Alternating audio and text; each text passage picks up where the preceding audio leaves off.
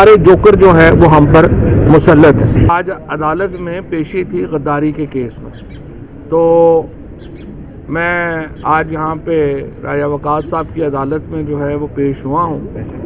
اور ابھی تک پولیس جو ہے وہ کوئی چالان سبمٹ نہیں کر سکی۔ آج تقریباً میرا خیال ہے کوئی 16 دن ہو گئے ہیں، قانون کے مطابق 16 سے بھی بلکہ زیادہ ہو گئے ہیں۔ انہوں نے قانون کے مطابق جو ہے وہ 14 دن کے اندر چالان جمع کرانا ہوتا ہے پولیس نے، اور ابھی تک ایک صفحہ بھی عدالت میں جمع نہیں کروایا جا سکا، تاکہ ہمیں بھی معلوم ہو سکے کہ آخر ہم نے غداری کی کیا ہے۔ میں پھر پوچھ رہا ہوں کہ اگر جیلم کے ایم این اے، پنڈدادن خان کا ایم این اے، آپ کے راولپنڈی کا ایم این اے، آپ کا میاں والی کا ایم این اے،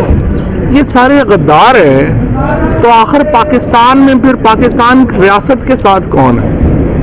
یہ کتنی احمقانہ اور اتنی، میں سمجھتا ہوں کہ اس کو کیا نام دیا جائے کہ اپنے سیاسی مخالفین کے اوپر جس طرح سے غداری کے پرچے پاکستان میں اس حکومت نے شروع کیے ہیں، رانا ثناء اللہ اینڈ کمپنی نے جس طریقے سے کیا ہے، اس کے نتیجے میں پاکستان کو ایک بہت بڑے بحران کا شکار کر دیا گیا۔ ایک طرف تو پاکستان میں یہ تمام غداری کے فتوے لگ رہے ہیں، ایک طرف پاکستان میں ہر دوسرا شخص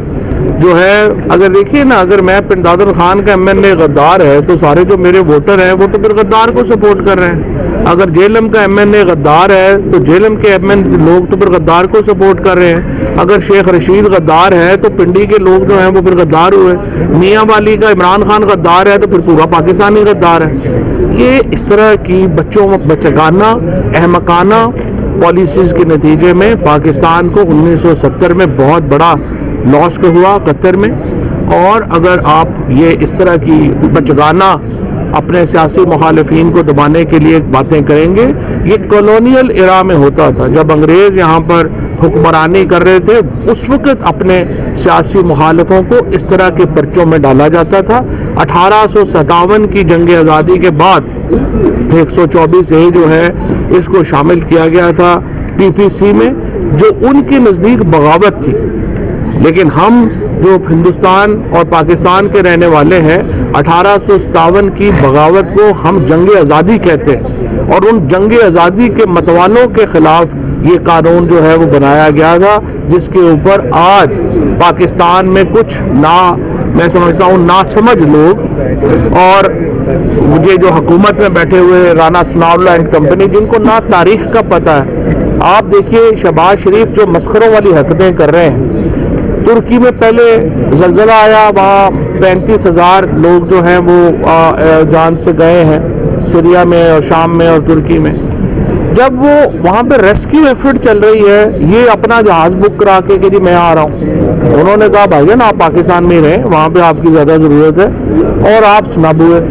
اب آپ کل دیکھیے کہ کبھی کبھی وزیر اعظم بھی کبھی گیا ہے کہ وہ وہاں پہ جو سامان بھیجا جا رہا ہے ٹینٹ، اور اس کے ساتھ تصویریں بنوا رہے ہیں، یہ وہاں پہ چلے۔ اتنی امبیرسمنٹ پاکستان کو شہباز شریف اور بلاول بھٹو کی وجہ سے ہو رہی ہے دنیا میں، کہ ہمارے اوورسیز پاکستانی کیوں ان سے نفرت کرتے ہیں؟ اس لیے نفرت کرتے ہیں کہ پاکستان کے پاسپورٹ کی کوئی عزت ہی نہیں چھوڑ رہی ہے لوگ۔ اس وقت پاکستان کا جو بحران ہے، ایک طرف تو وہ معاشی بحران ہے، اور دوسری طرف ہمارا ایک اس وقت مارکیٹنگ کا بحران ہے۔ یہ جو مسخرے پاکستان کے اوپر مسلط کر دیے گئے ہیں، جو امریکہ جو دنیا میں سپر پاور ہے، وہاں پہ اس وقت جو ہے وہ 17 منسٹرز ہیں، ہمارے 85 وزیر پھر رہے ہیں۔ کبھی ایک دن پتہ کریں جناب وہ فلانا، اور 85 کی 85 آپ دیکھیں گے ہر وقت ورلڈ ٹور پہ ہوں گے، کسی وقت آپ کو یہ پاکستان میں نہیں ملیں گے۔ ایک پاکستان کا مذاق بنا دیا گیا ہے، اور صرف عمران خان کو روکنے کے لیے یہ سارے جوکر جو ہیں وہ ہم پر مسلط ہیں۔ الیکشن لڑنے کو یہ تیار نہیں ہے۔ اب میں آپ سے اسپیکر سے پوچھتا ہوں کہ تم اس وقت بھاگ کے آپ نے استعفے قبول کیے ہیں، اب ضمنی الیکشن ہو رہے ہیں، نہ پیپلز پارٹی والے ابھی تک الیکشن میں کاغذ جمع کروا پا رہے ہیں، نہ نون والے کروا پا رہے ہیں، تو اگر آپ نے PTI کو اس طرح ہی پی ٹی آئی نہیں جو ہے صرف الیکشن لڑنا تھا تو پھر ہم تو کہہ رہے تھے ہمیں آپ آنے دیں وہاں پہ، اور لیڈر آف اپوزیشن ہمارا تھے. آپ نے ہمارے استعفے بھی جلدی میں قبول کیے، اب آپ الیکشن لڑنے جوگے بھی نہیں ہیں. آپ الیکشن یہ جو پی ڈی ایم ہے یہ الیکشن لڑنے کی پوزیشن میں کیا، یہ تو باہر کس وقت جس طرح سے میں کھڑا ہوں ادھر مارکیٹ میں، فیڈ مارکیٹ میں اسلام آباد، یہ کسی مارکیٹ میں کھڑا ہو کے کھانا نہیں کھا سکتے. کل مریم نواز نے یہ کہا کہ جی ٹماٹر اور جو آٹا ہے وہ بڑا لگتا ہے کہ بڑا سستا ہو گیا ہے. میں نے کہا بی بی آپ اس طرح کریں، کسی وقت سیکورٹی کے بغیر جو ہے نا لکشمی چوک کے اوپر اور بھاٹی گیٹ کے اوپر لاہور کے اندر، باہر نہیں، باہر تو زیادہ خطرہ ہے، آپ لاہور کے اندر جو ہے وہ آپ کبھی سیکورٹی کے بغیر نکلیں آپ کو ٹماٹر مفت ملیں گے، وہ آپ اکٹھے کریے گا واپس لے جائیے گا، اور آٹا بھی شاید آپ کو گاڑی کے اوپر مل ہی جائے. ان لوگوں کی اس وقت یہ حیثیت نہیں رہ گئی کہ یہ باہر سیکورٹی کے بغیر کھڑے ہو سکیں، اور اس لیے انہوں نے الیکشن نہیں کروانے. اب ہمارے ہاں جو اداروں کا زوال ہے وہ دیکھیں کس طرح سے ہو رہا ہے کہ الیکشن کمیشن آف پاکستان جس کے اوپر ہم اربوں روپے خرچ کرتے ہیں صرف ایک کام کے لیے کہ وہ الیکشن کرائے گا، وہ کہہ رہے جی ہم الیکشن نہیں کرا سکتے کیونکہ پی ڈی ایم جو ہے وہ الیکشن کرانے کو تیار نہیں ہے. پاکستان کا ٹیکس پیئر اربوں روپیہ الیکشن کمیشن کے اوپر خرچ کر رہا ہے جس کا صرف ایک کام ہے آپ نے الیکشن کرانا ہے، وہ الیکشن کرانے کو تیار نہیں. آپ سے کچھ دیر کے بعد انشاءاللہ توہین عدالت کی جو اپلیکیشن ہے وہ الیکشن کمیشن اور اس کے ممبران کے خلاف فائل ہو جائے گی. انہوں نے 2 دن ہو گئے ہیں ہائی کورٹ کا، لاہور ہائی کورٹ کا فیصلہ ابھی تک اس پر عمل درآمد جو ہے وہ نہیں کیا، اور ہائی کورٹ کے فیصلے میں یہ تھا کہ امیڈیٹلی کریں. آج رات تک اگر شیڈیول اناؤنس نہیں ہوتا تو ہم کانسٹیٹیوشن کی آئین کی وائلیشن میں چلے جائیں گے، کیونکہ 54 دن آپ کو چاہیے منیمم الیکشن کے شیڈیول اناؤنس کرنے کے لیے، اور 7 دن الیکشن کمیشن کو چاہیے اس سے پہلے ایک جاری کرنے میں اپنا نوٹیفیکیشن الیکشنز کا ڈیٹ کا. اور اگر ہم یہ 61 دن جو ہیں یہ پورے نہیں ہوتے ہیں تو پھر اس کا مطلب یہ ہے کہ آپ آئین کی وائلیشن میں ہیں، آئین کی خلاف ورزی میں ہیں. اب آئین کی اس وقت جو پاکستان میں ایک ہی ڈاکومنٹ ہے،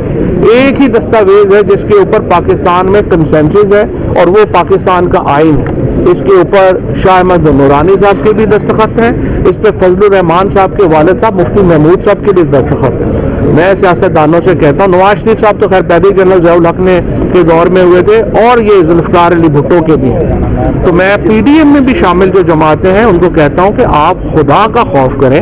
پاکستان میں ایک ہی متفقہ دستاویز ہے جو پاکستان کا آئین ہے، آپ اس کو جو ہے وہ بالکل کاغذ کا ٹکڑا نہ بنا دیں.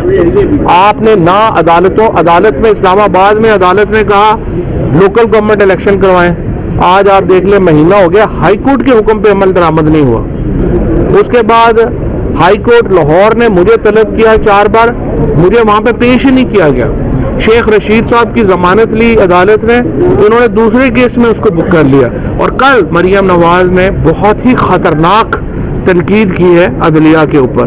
اور انہوں نے پاکستان کی عدلیہ کو ڈیفینسو کرنے کی کوشش کی ہے. اور کیوں کی ہے؟ کیونکہ وہ یہ کہہ رہی ہیں کہ ان کا جو مقدمہ ہے جو نیب کیس کی ترمیم کا کیس وہ بہت اہم ہے ان کے لیے. یہ ساری رجیم چینج ہوئی نیب کے کیسز میں ترمیم کے لیے تھی، جہاں 1100 ارب روپیہ یہ سارا جو پی ڈی ایم ہے یہ لے چکا ہے،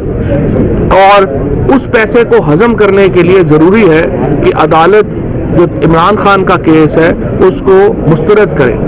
عمران خان کے کیس کے اوپر ایک دباؤ بنانے کے لیے، جس میں ہمارا مطالبہ یہ ہے کہ نیب میں ترامیم جو ہیں وہ نہیں ہو سکتی تھی، غیر آئینی ہے، اس کے اوپر عدالت فیصلہ دے، اس کو غیر مؤثر کرنے کے لیے یہ اب سارا معاملہ جو ہے وہ کیا جا رہا ہے. عدلیہ کو تنقید کا نشانہ جو ہے وہ بنایا جا رہا ہے،